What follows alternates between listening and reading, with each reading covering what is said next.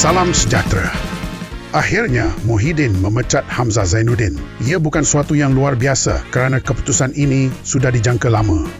Berikut adalah nama-nama pemimpin yang dipecat oleh Muhyiddin.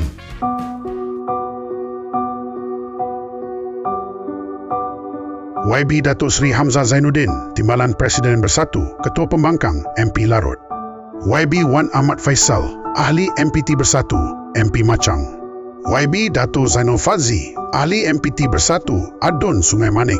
YB Kapten Azhari, KB Padang Rengas, MP Padang Rengas. YB Fatul Huzair, MP Greg. YB Dr. Muhammad Yadzil Yaakob, Ketua Pembangkang Melaka, Adun Bemban, KB Jasin. Yunus Nordin, SU BPN Sabah, KB Libaran. Dato' Abdul Aziz, KB Dungun. Dato' Zulkifli Bujang, KB Johor Bahru. Ramlan Meon, KB Tangga Batu. Muhammad Haswandi, KB Larut. Ahmad Nasir, KB Selayang. Ahmad Ishak, KB Gopeng.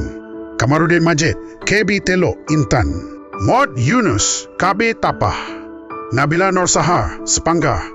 Syafiq Halim, Ketua Penerangan Bahagian Hulu, Langat. Sebelum ini, mereka yang telah dipecat adalah Datuk Wan Saiful Wan Jan, MP Tasek Gelugo, KB Bangi. Datuk Seri Saifuddin Abdullah, MP Indra Mahkota.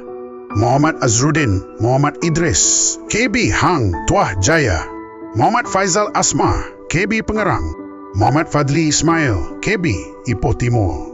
Muhammad Isa Muhammad Saidi, KB Ampang. Datuk Suhaimi Muhammad Ghazali, Ketua Bahagian Sepang. Muhammad Syukur Mustafa, KB Puchong. Jumlah keseluruhan yang dipecat adalah 25 orang. Namun, adakah dengan pemecatan ini, Muhyiddin akan bertambah kuat? Adakah pemecatan ini dapat mengukuhkan Bersatu? Adakah pemecatan ini akan menjamin Muhyiddin menjadi PM? Sama-sama kita tunggu dan lihat.